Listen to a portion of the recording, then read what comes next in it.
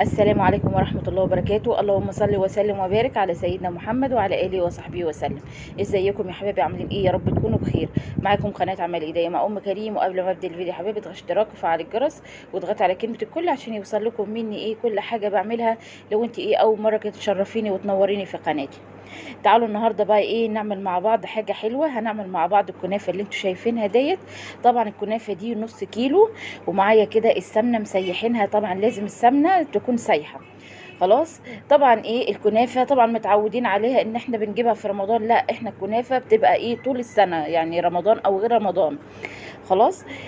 طبعا ايه هنبتدي بعد ما فردتها كده، هبتدي بقى ايه انزل بكميه السمنه عليها كده بالشكل ده يعني. خلاص. طبعا انا بحط لها السمنه كده بايه، بخليها تشرب السمنه كلها ايه، يعني ايه بحط السمنه عليها كلها. وابتدي بقى ايه ادعكها كده عشان السمنه كلها ايه تختلط كده بالكنافه وتبقى حلو يعني. في ناس بقى ايه بتطبق الكنافه كلها زي ما هي وبتحط السمنه اخر حاجه كده عليها من فوق وخلاص على كده. لا، انا متعوده دي طريقتي في الكنافه. بقى اخليها ايه تشرب السمنه كلها زي ما انتوا شايفين كده، بحط السمنه عليها كلها يعني. خلاص. تعالوا كده بعد ما ايه الكنافه عملتها كده بالسمنه. معايا ايه المكسرات، معايا فول سوداني ومعايا ايه جوز هند. خلاص. هبتدي بقى ايه اجيب نص الكنافه، يعني هقسم الكنافه نصين، يعني النص انا طبعا هعملها طبقتين. هبتدي بقى ايه احط نص الكنافه كده وايه، وابتدي بقى ايه فردي كده بايدك، يعني ايه ما تخليش بقى حته عاليه وحته واطيه، لا، يعني ايه فرديها كده بايدك زي ما انتوا شايفين عشان ايه تبقى الكنافه كلها متساويه وتبقى حلوه يعني. خلاص اهو كده بالشكل ده. وابتدي بقى ايه فردي كده عشان ما تبقاش ايه كلاكيع كده وتبقى وحشه يعني. عشان لما تحط لها الشربات يبقى الكنافه كلها ايه مسقيه كده بالشربات وتبقى حلوه يعني. اهو. يعني ايه الحته اللي هتلاقيها فاضيه حطي فيها كنافه تاني وظبطي كده الصينيه، يعني شايفين زي ما انتوا ايه شايفيني كده. يعني ايه الحتت اللي مش هتلاقي ايه فيها كنافه كتير حطي يعني. وظبطي الصينيه كده وخليها تبقى حلوه يعني. اهو كده بالشكل ده. اهو. وابتدي بقى ايه بايدك كده واضغطي عشان ايه طبعا الكنافه تبقى ماسكه بعضها كده وتبقى حلوه يعني. يعني الطبقه الاولانيه كده بعد ما ترصيها اضغطي عليها كده بايدك عشان ايه تبقى ماسكه في بعضها وتبقى حلوه يعني. اهو كده زي ما انتوا شايفين. وهبتدي بقى ايه احط المكسرات. اهو. طبعا اي مكسرات عندك حطيها. انا كان عندي كده فول سوداني وطحنته كده وحطيت عليه حبه من ايه من الجوز الهند. وهحط كده ايه في نصها كده بالشكل اللي انتوا شايفينه دوت. اهو كده. وابتدي بقى برضو ايه اضغطي كده ايه على المكسرات كده عشان ايه تبقى حلوه معاكي. وهبتدي بقى ايه احط الطبقه التانية من الكنافه كده على المكسرات. بس اهم حاجه ما تخليش المكسرات تبقى ظاهره معاكي عشان ايه لما تدخل الفرن ممكن تتحرق منك يعني. على قد ما تقدري يعني ايه خلي المكسرات كده ما تظهرش معاكي.